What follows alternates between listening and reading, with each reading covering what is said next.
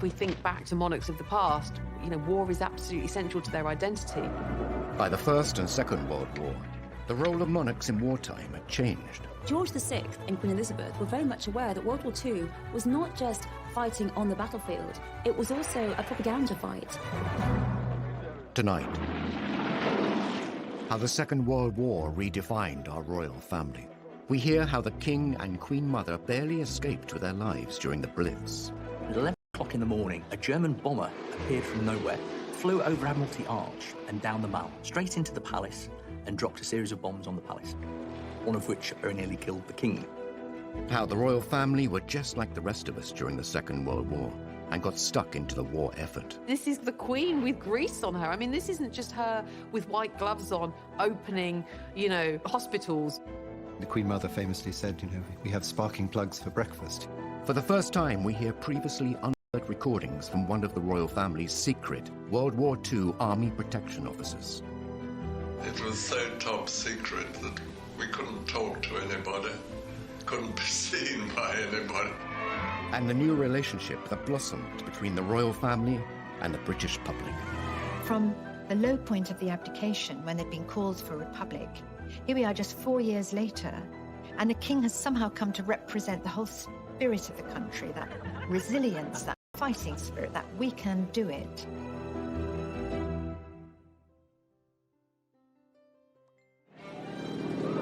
In the 1930s, the world was heading towards an inevitable war, and Britain had a new king. George VI and his young family were rebuilding public confidence in the monarchy after the shock abdication of his elder brother. Now the king faced an even greater challenge. This was an incredibly difficult testing time.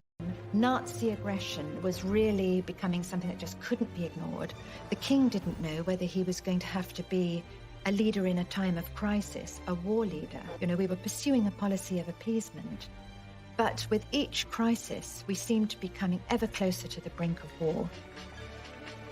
Just at the moment when the British monarchy looked like it was back on its feet, the nation, Europe, was plunged into spectacular crisis. On the 3rd of September 1939, the king addressed the nation to announce the country was at war. For the second time in the lives of most of us, we are at war. As he spoke, the words were hesitant, and there were long gaps, and the delivery was flat. Goebbels, Hitler's propaganda minister, wrote in his diary, another speech, it looks as though it's symbolic of the whole country, a sign of weakness. This would prove to be a miscalculation by Germany. King George VI was far from weak. As a young prince, he had fought for king and country. He was no stranger to the theatre of war. The King, of course, himself was a military man. He'd served in the First World War. He was a 20-year-old on HMS Collingwood during the Battle of Jutland in 1916. So he actually had wartime experience. In fact, he's the only 20th century monarch to have fought in a conflict zone. And then he finds himself in 1939 in charge of a country that, in many respects, isn't ready for war. And he leads from the front. Now king, George had no active military role, but he was determined to support troops fighting in his name. Once the war actually really moves into its ascendancy with the German attack from May 1940 onwards, he dedicates himself relentlessly to maintaining national morale. The king and his family were soon to prove to the British public that they would stand by them. They would face the hardships of war together. Suddenly Britain was galvanized to be on a war footing. And what was very, very impressive at the time is that the King and the Queen stayed. Many aristocrats in Britain fled when they heard that war was imminent, and they said to the King and Queen, you should go too, you should go to Canada, where you'll be completely safe. And they said no. The Queen made an announcement, the children won't go without me, I won't leave the King, and the King would never leave under any circumstances. The royal family embarked upon their own mission to raise the morale of the troops and of the public. They visited factories, they visited munitions, they visited troops all over the country. By all reports, the days that followed, productivity rates went up. There was a real sense that they galvanised people and given them a sort of new sense of vigour. Sequel to the Big Blitz, the visit of Their Majesties the King and Queen to districts in East London which suffered very severely. George VI and Queen Elizabeth were very much aware that World War II was not just fighting on the battlefield, it was also a propaganda fight. When they went around these bomb sites, people were just amazed. There was the Queen in all her jewellery and her furs, and on one occasion, there was a little dog who was half buried under rubble, and the dog was absolutely terrified, and no one could get it out. And the Queen knelt down, and she coaxed that little dog out of the hole. I mean, then there was cheers from all the crowd, and it's just little things like... Was not the only focus for the Luftwaffe. Coventry in the West Midlands had suffered a number of small attacks. On the evening of the 14th of November 1940, 500 German bombers flew over the city, dropping their bombs. The city, having been mercilessly bombed throughout a whole night without regard to military targets, now presents a grim appearance of devastation. Hundreds of civilians lost their lives. I mean, it was more intense bombing than anyone had yet experienced. In fact, Goebbels introduced a new word in the lexicon of horror to Coventrate, because 500 tons of high explosive bombs were dropped in one night. The city was just ablaze. It was a torch. You could see it 100 miles away. Nearly 600 people killed, and he was there immediately after to visit what was left. And apparently there's a story that these dazed, blitzed people who sort of had been bombed only a short time before all broke out into singing the national anthem. And remarkable man. The royal family's decision to remain in Britain meant that they were a direct target for the Third Reich.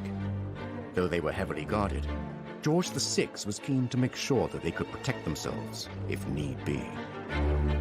The king insisted that everybody be trained in how to fire pistols and rifles. Both he and Queen Elizabeth trained every day by all accounts. The Queen Mother, Queen Elizabeth, she used to practice by shooting rats and was very proficient at targeting rats. She was not just this kind of like passive, wife of the monarch. She was there going, I might not be on the front line, but if you guys come into my back garden, I'm going to be ready for you. So there was a real sense of her being this kind of domestic warrior, and no one wanted to mess with her. Not for nothing did Hitler describe her as the most dangerous woman in Europe.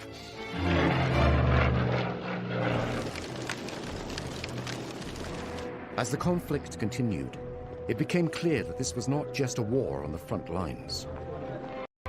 At home, the King and Queen were finding other ways to stop Hitler breaking the spirit of the country by standing resolute with their people during the Blitz, putting their own lives at risk.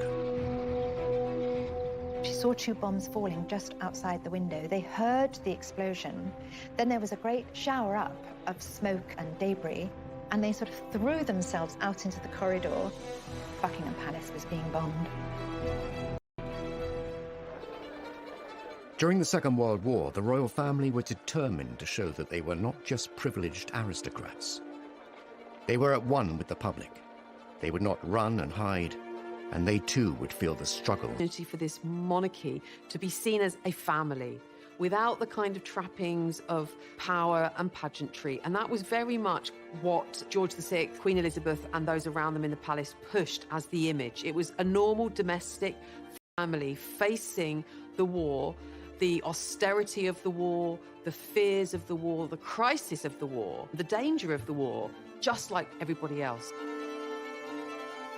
From the low point of the abdication, when they'd been called for a republic, here we are just 4 years later, and the king has somehow come to represent the whole spirit of the country, that resilience, that fighting spirit, that we can do it. He's somehow come to epitomize that. It wasn't simply propaganda. The royal family were living the war like millions of other families in the UK. But unlike everyone else, they were individual targets for the Nazis. Decisions and plans had to be made. Losing the British royal family was unthinkable. In May of 1940, there's a sudden realization that Britain's security is actually now under threat. And this is when, for the first time, you have this idea of evacuating the monarchy away from London to the area which potentially would be the safest if there was a German attack. It's actually Worcestershire, it's about the furthest away from the coast. And also it was deemed to be the best in terms of communication. And with that, a force would be specifically created in secret, and their role was to, in the event of an invasion, protect the royal family, to move them out of London to one of these other safe places. Formed in the summer of 1940, this group had access to anything that they needed. The King and Queen were supposed to have a little suitcase packed and ready at all times to go. And if they were in Buckingham Palace and the worst happened and the invasion began, they would be bundled into the first ever bulletproof car in the UK, along with a number of armoured cars. As one of the men involved said, they were hugely honoured to have been given this mission, but they knew that their role in the event of the worst-case scenario was to fight to the last man. Professor Andrew Stewart spoke with one of those men charged with protecting the royals, Sir Geoffrey Darrell, before his death in 2013. He gave an incredible insight into how they prepared to keep the family safe in recordings never previously heard. On the code word Cromwell, we packed up and went straight in our buses. It was so top secret that we couldn't talk to anybody, couldn't be seen by anybody. Mike Tomping saw them when they were at Windsor. He took the princesses for a ride in the armoured cars that they were going to be in if they had to go to one of the houses. As the Nazi forces increased, the royal family too moved the young princesses to a safer location, Windsor Castle. The future monarch and her sister were repeatedly drilled in what to do if the castle came under attack. For the initial period, they sheltered in the dungeons because they were the most secure part of the castle. The Queen's protection officer during the war, Sir Geoffrey Darrell, highlights the real danger the young women were facing. If we'd been invaded, the only thing that could have happened, I think, would have been an airborne landing. The Germans would have had to have done it in the dark, grabbed them and taken them away before daylight, and I don't think they could have done it. Princesses might have been sent to Canada, I think. It's known the drill of getting them from their bedrooms down to the air raid shelters was practiced. They were given a special bag into which their favourite toys were put. They practiced the idea of how to get ready quickly, so much so that they were able to do it in no time at all. Windsor Castle was a fortress. It was cold and dark. But the Queen and her younger sister still had a bit of fun. The king actually had a very good idea. He was going around Windsor Castle with his eldest daughter, Princess Elizabeth, and there was lots and lots of clothes and costumes, and he said, why don't we put on a pantomime? And it gave them something to focus on together. Actually, during the 5 years of the war, I think they put on 4 pantomimes, and they were fee-paying. So all the local people used to come as well. And Princess Elizabeth said, oh, we can't charge 7 shillings and 6pence for people to come and see us in a pantomime. And Margaret said, they'd pay anything to see us. As the war raged on, German forces disrupted the food supply chain into Britain. The whole country was put on rations in 1940. The royal family were no exception. They did make sure that they had rations. They did have a line around the bath so that above which you should not go, because heating water was obviously a very, very expensive business. The Minister of Supply wants more scrap iron to turn into guns and tanks. Mr. Hicks of the Ministry of Works himself took a hand on some of the Buckingham Palace railings, the removal of which had been ordered by the King. That was part of the whole royal principle throughout World War II, that they should behave in the same way as everyone else. The girls should be evacuated, and that the royals should have rations just like everyone else. They should be subject to ration foods exactly the same way as everyone else. The British royal family remained in their own country, but the war had displaced other European monarchs. The King and Queen Mother hosted the royal refugees. And the king used to say, don't worry, I've got lots of socks, I've got lots of clothes, I'll get you out. Actually, a lot of them just sort of looked like ordinary people, and, you know, a cleaning lady, they weren't in their robes or pearls or jewels because they didn't have them. And the Queen of Sweden was here. Wearing such humble attire, the Swedish Queen realized that if anything happened to her, no one would know who she really was. She had a bit of card made, and she put it in her purse whenever she was on public transport, and it said, "I am the Queen of Sweden."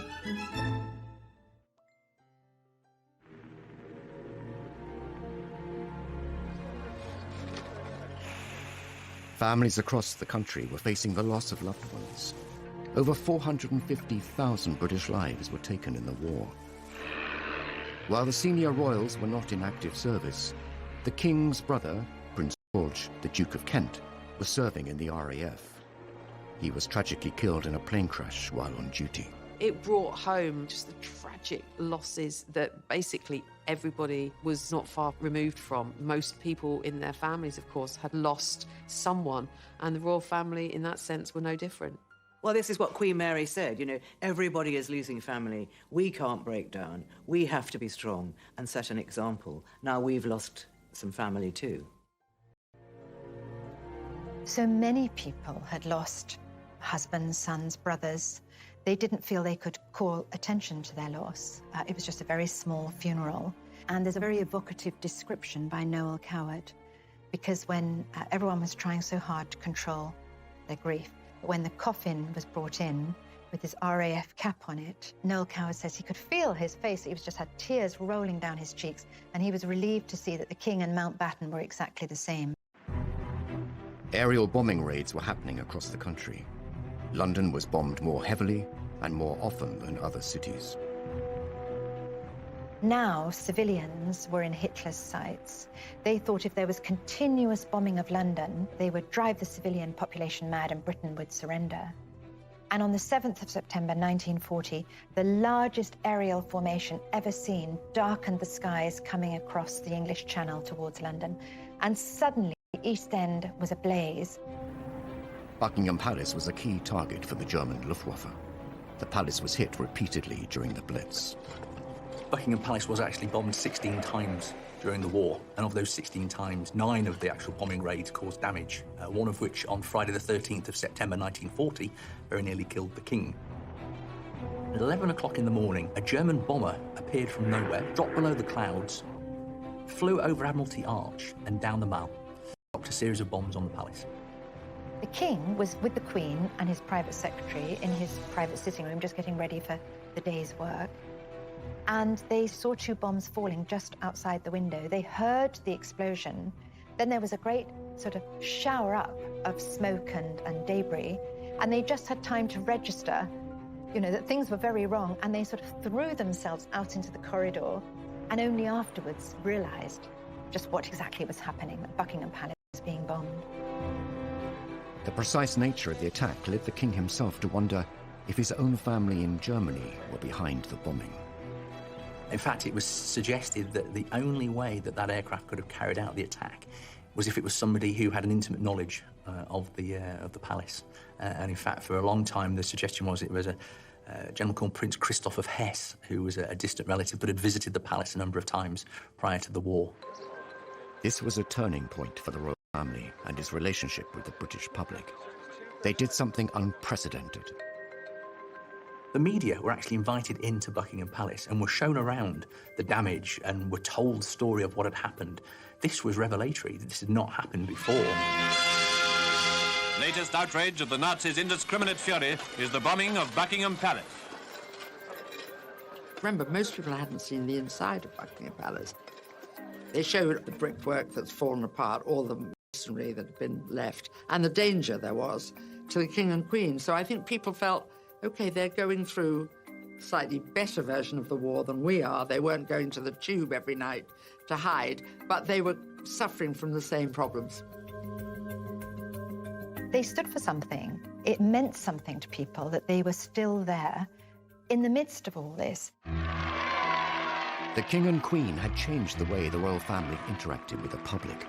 No longer were they closed off. Now they were out and about, being seen, commiserating, consoling, and encouraging the war effort. Buckingham Palace did take 9 direct hits, a policeman was killed, and the Queen, she said, "Now I can look the East End in the face." And she felt very strongly that because her home had been bombed, it put her on the same level as all these people who'd suffered so much. And we do see a change and a lot more support for the royals after this moment. The Queen was also keen to let the rest of the world see what was happening in Britain. Before the United States had joined the Second World War, she sent an invitation to the First Lady. The King and Queen were at Paddington Station to greet her in the name of the people of Britain as she arrived in London. One of the most important things the Queen Mother did during the war was to invite Mrs. Roosevelt over to England. So much of the damage caused by the big fire raid on the city. You get a real sense that, austerity was happening even in Buckingham Palace, reading her account. Queen Elizabeth had moved out of her rooms to give her guest her rooms, and they were palatial, but bracingly cold. You could see your breath. There was one little electric fire with just a thin orange glow. The glass had all been blown out and was replaced by a cheap substitute. And then when Eleanor Roosevelt went down to the dining room, it all looked very promising, beautiful ambiance and lots of gold and silver. But the food, when it came, was meager and unrecognizable as food for someone not used to wartime substitutes. In fact, she wasn't quite sure what she was eating. everything's boarded up and there's nothing very grand about Buckingham Palace. It's all, completely bleak. And so who better to go back and tell the president about what's going on in Britain than his wife? The Queen Mother's clever diplomacy brought the reality and horrors of the war to the United States. It cemented the special relationship between the two countries. And now it was time for the next generation to step forward and take the lead. Every Allied newspaper had a picture of the future Queen and her spanner and her ambulance. I mean, this was really quite feared because look at this. She's ready. She's out there. She'll go to the front and she'll risk her life if she has to for the war effort.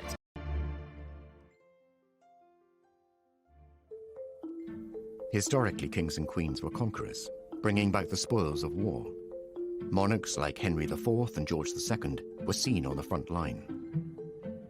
The monarchy really had always in history been about military pursuits. I mean, that was really, you became monarch through military might, and one of the kind of key aspects of being monarch was defense and being seen to lead an army into war. I mean, if we think back to monarchs of the past, war is absolutely central to their identity. By the Second World War, things had changed, and it was the battle on the home front that would win public support.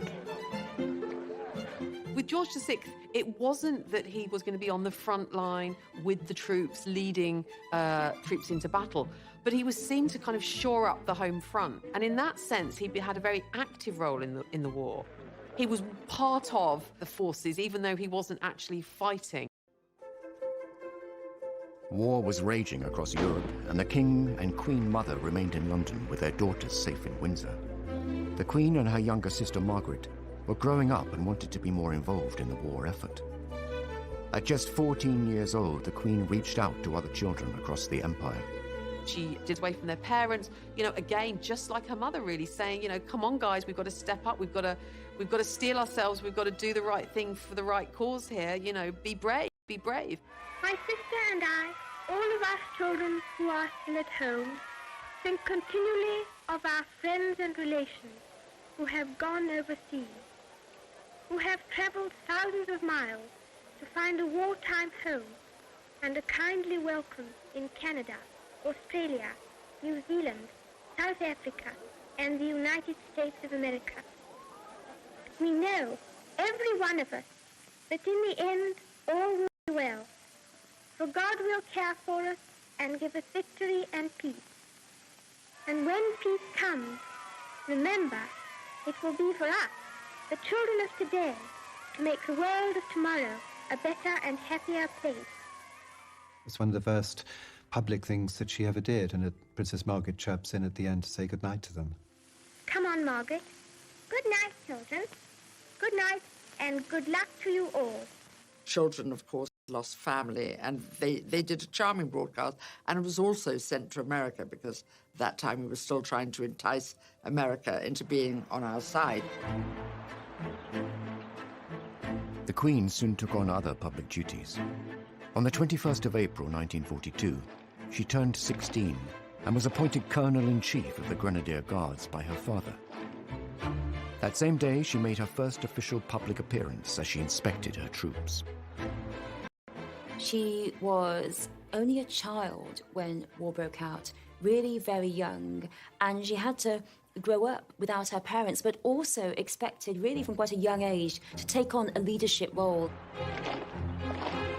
That was her first big responsibility, and so she took a great interest in her regiment and, very much involved with their activities. In 1945, aged 18, the Queen insisted on joining the Auxiliary Territorial Service, the women's branch of the British Army. Women were suddenly supposed to go to work, to go to the factories, to learn to be mechanics while the men were away fighting. And, the Queen and Princess Elizabeth were like, well, I'm just going to do the same thing. And so it was very much, if it's good enough for them, it's good enough for us, and we're no different. We don't require special treatment. She was absolutely determined that she would go out there and join in with other girls. Even if she couldn't do it, even if it was difficult, even if she made a fool of herself, she didn't care. She wanted to go out there and do her duty. George VI had said, hold on a second, no, this is not a job for you. And Princess Elizabeth, of course, our current queen, was like, absolutely not. I'm rolling my sleeves up. I want to join. I want to enter the war effort. And of course she did. And we see that amazing footage of her. She had to undergo 6 weeks of training, and 6 weeks of training were all about trucks, because that's what the ATS did. They drove people around, troops, bits of equipment, whatever the army needed, round in trucks. The Queen Mother famously said, we have sparking plugs for breakfast, so the Queen was obviously very interested in all that. The Queen rose quickly through the ranks. In a matter of months, she was promoted to junior commander, the equivalent of army captain. She just seems to be this sort of ageless icon. But when you look at her role in the war, she was this attractive woman, but a kind of active woman who was dressed in khakis, who was dressed in overalls. This is the Queen with grease on her. I mean, this isn't just her with white gloves on, opening, hospitals or, unveiling plaques. This is her actually doing a job of work. She served. She was the first, woman royal to be in the armed forces. So she led from the front. She delivered and she did what she needed to do. And I suppose she's lived that out ever since. And her remarkable longevity and sense of duty. And I think the Queen never took the easy path. And it would have been quite easy for her not to join the ATS, to stay in Windsor Castle with Margaret. Images of the future Queen in overalls driving large vehicles were widely distributed and became a powerful propaganda tool. The picture of the young Queen in her ATS uniform training for this difficult, dangerous work, that really cannot be underestimated, what effect it had on the morale of the people and also on the morale of the enemy. The fact that the future Queen was not protected, not wrapped in cotton wool, that she'd suffered bombings, that she'd been through it all, and now here she was training to go out on the front. Every Allied newspaper had a picture of the future Queen and her spanner and her ambulance. This was really quite feared, because look at this. She's ready. She's out there. She'll go to the front and she'll risk her life if she has to for the war effort. She's always said she had a very happy time meeting other girls who'd volunteered and worked for the ATS. And in a strange way, a lot of people of that age say some of their happiest moments were in the war, when suddenly urgency and being useful were very important, whereas before women, not many had worked, many were just sitting around waiting to do something. But she qualified and drove her lorry into London. She'd learnt to strip down an engine, she'd learnt to change a wheel, she'd learnt to drive a heavy lorry and how to load it. And she proudly drove into London. Apparently she went round Piccadilly Circus twice. Wasn't sure how the roundabout worked. It wasn't all work and duty for the Queen. Romance was blossoming. Her future husband was on the front line serving. Philip of Greece, when she was 13 and he was 18 at Dartmouth Naval College, he was a top cadet, he was going off to war, and he was absolutely charming to her. She records that they went for tea on the Royal Yacht, because of course they're related, and after tea the Royal Yacht sailed away, and all the cadets followed in their boats, but Prince Philip was the last one to turn back, and the king had to actually command him to go. He was a distant relation. He was produced on that occasion to look after the two princesses, and that's always where they say they focused on each other. And of course he had a very, very good war. He described to me once that during the war, he had no family in England. His mother was living in Greece, and of course he was Greek, and there was a certain wish or wonder, would he join the Greek Navy? But he decided that he'd done lots of and training in Britain. And of course, he'd lived in Britain because his family had been exiled. And the Greek Navy was very small, and I think he thought he wouldn't see much action, so he joined the British Navy. He kept in touch with Queen Elizabeth during that time. In fact, she had a photograph of a naval officer with a beard on her table, and that was Prince Philip. He had a beard in those days, but I don't think it fooled anybody, but he was slightly disguised, I suppose. The war creates and cements the romance between Philip and Elizabeth. They don't see each other much, but they think about each other a lot. In July 1942, while second in command of HMS Wallace, Philip made history when he devised a plan that would save all on board. He was to become a war hero. Philip played a really immensely important role in the war in various ways, but perhaps no more so than the Allied invasion of Sicily, when there was a real danger that his ship was going to be bombed by the German Air Force. And so he came up with the idea of basically sending or throwing off the ship a raft and sort of lighting the raft and using that as a decoy and drawing the German bombers to that target whilst the warship moved away. And this was by the accounts, relatively recent accounts of those on the ship, said there's no doubt in the minds of many of those who served on that ship and who are alive today that, you know, Prince Philip's quick thinking saved the lives of the men on the ship and saved the warship. So he was, you know, quite the hero. The Second World War created many heroes, and the king would find a way to honor them all. None were more deserving than the people of Malta, where, despite personal risk, the king visited to express a nation's gratitude. Malta, that little island in the middle of the Mediterranean, was very strategically sited for airfields and harbours to support the North African War, and as a result it had ended up being one of the most bombed places on earth, and its 250,000 people desperately hungry. And the king wanted to acknowledge their bravery and their valour. With the enemy just 60 miles away, the king arrived in Malta on the 20th of June 1943. There is this simply wonderful moment when finally he can get there. And it's a beautiful morning. Even at a distance, he can hear that word has spread that the whole jetty of the Grand Harbour in Valletta is absolutely crammed with people, cheering, shouting and waving. And the king is a solitary figure, slight figure in a white uniform on the bridge of HMS Aurora, giving the salute. And as he approaches, the roar became tumultuous. People were so pleased. Here was their king. The king bestowed the George Cross on the entire island, which had the effect that every fisherman and every man in a boat or every man walking the street felt that he, in a sense, had got the George Cross, you know, as a brave island. He wrote to his mother afterwards, entering that Grand Harbour of Valletta. It was a moment he would never forget. Finally, the tide of war was turning. The door was being opened to the possibility that we could win, and there was a hit song, Coming In on a Wing and a Prayer, which was all about coming in with the engines down and everything's gone wrong, but we're going to get home. And the princesses loved this. There's a gramophone at Balmoral, and they played this song over and over with the Queen and danced in the corridors. There was a real sort of lighter mood at last, some possibility of real hope. The Allied forces saw victory on the horizon.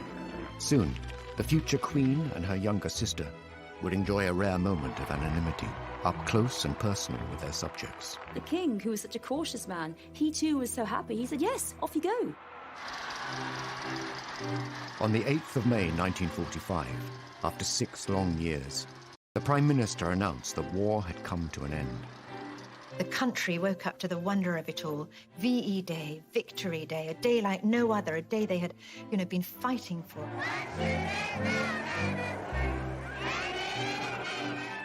VE Day was the day where another radio broadcast address from the king, and of course this time the king not saying it's going to be a long and difficult time ahead, stay strong, announcing instead, of course, victory, that the war was over. Germany, the enemy who drove all Europe into war, has been finally overcome. This led to huge outpourings of national jubilation and adulation for the royal family. And in the sense that the royal family had been central during the war to the war effort, they were also central to.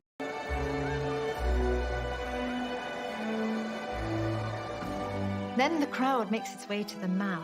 There's 10,000 people milling on the Mall, demanding to see the royal family.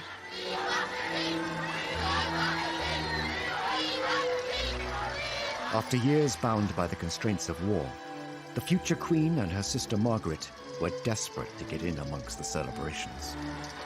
This day marked an amazing moment. There were crowds. Everyone rushed into the streets. It was this great moment. And the two princesses said to the king and queen, "Can we go outside with all those people?"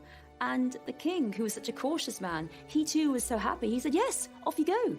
And that seems unbelievable because it was absolute chaos outside. The young queen went out in her ATS uniform, and initially she'd pulled her cap down, but then she was told she couldn't go out with the uniform incorrect. She had to back up, and she was a bit concerned that people would recognize her. But everyone was so excited and so happy that they just didn't care. And the Queen actually spoke about this many years later. She talked about how marvellous it was. Everyone swept along in this tide of happiness and relief. And it's an amazing story that Margaret and Elizabeth, they go out there. They're out there in the crowds, these people rushing round, and they shout, "God save the King, God save the Queen," with everyone else.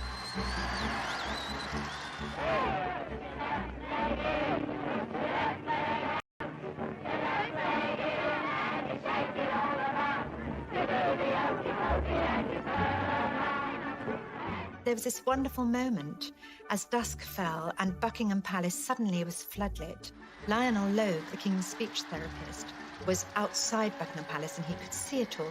He said the Queen's tiara caught the lights. It just seemed almost magical, like a fairyland. Suddenly there was light and cheering. And it went on for so long. They came out onto the balcony 8 times. It just seemed like, in that moment, the quintessential moment of victory.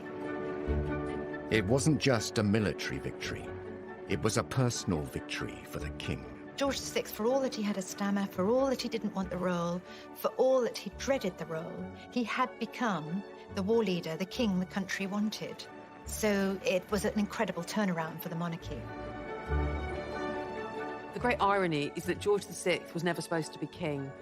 And on paper, he did not have the credentials of a king, but he was in fact made for the moment. He was actually exactly what Britain needed at that time. Almost as soon as the war is over, people turn their attention to the princess, to the heir, and her wedding, of course, 2 years after the end of the war, is all about light and rebirth. Elizabeth is crowned queen just 7 years later. Each year, she stands alongside the servicemen and women in solidarity and remembrance, as her parents once did. I think it's very moving that we hardly ever see emotion from the Queen, but one occasion is when she was mourning veterans. She served alongside so many other young people, but so many of them are no longer with us. And I think the Queen, throughout her reign, has been particularly concerned with veterans, how they've suffered, with commemorating veterans and commemorating the war, and really that reflects her own experiences of World War II.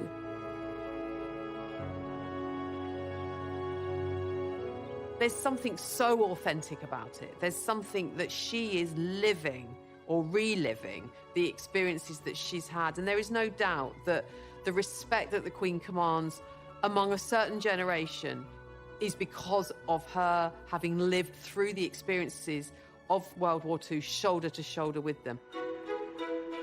The Queen's experiences during the Second World War have undoubtedly shaped her life as a monarch. World War II is absolutely central to an understanding of the Queen, who she is, where she's come from, and why she has the sense of duty and devotion to the realm, to the national spirit. That completely explains it. For the Queen, watching her father step up to the role of king and lead during the Second World War has instilled an unwavering commitment within her. For her, war founded her character. It gave her the belief in sacrifice, in frugality, and in duty that she would carry through for the rest of her life and try and instill in her children, to make them too understand what a sacrifice her generation went through.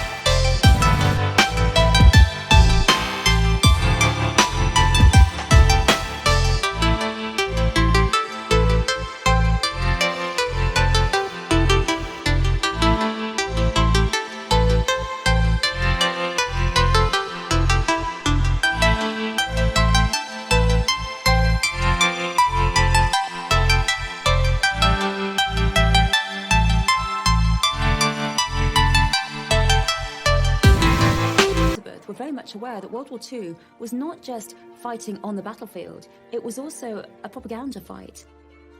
When they went around these bomb sites, people were just amazed. There was the Queen in all her jewellery and her furs, and on one occasion, there was a little dog who was half buried under rubble, and the dog was absolutely terrified, and no one could get it out. And the Queen knelt down, and she coaxed that little dog out of the hole. I mean, then there was cheers from all the crowd, and it's just little things like... Was not the only focus for the Luftwaffe. Coventry in the West Midlands had suffered a number of small attacks. On the evening of the 14th of November 1940, 500 German bombers flew over the city, dropping their bombs. The city, having been mercilessly bombed throughout a whole night without regard to military targets, now presents a grim appearance of devastation. Hundreds of civilians lost their lives. I mean, it was more intense bombing than anyone had yet experienced. In fact, Goebbels introduced a new word in the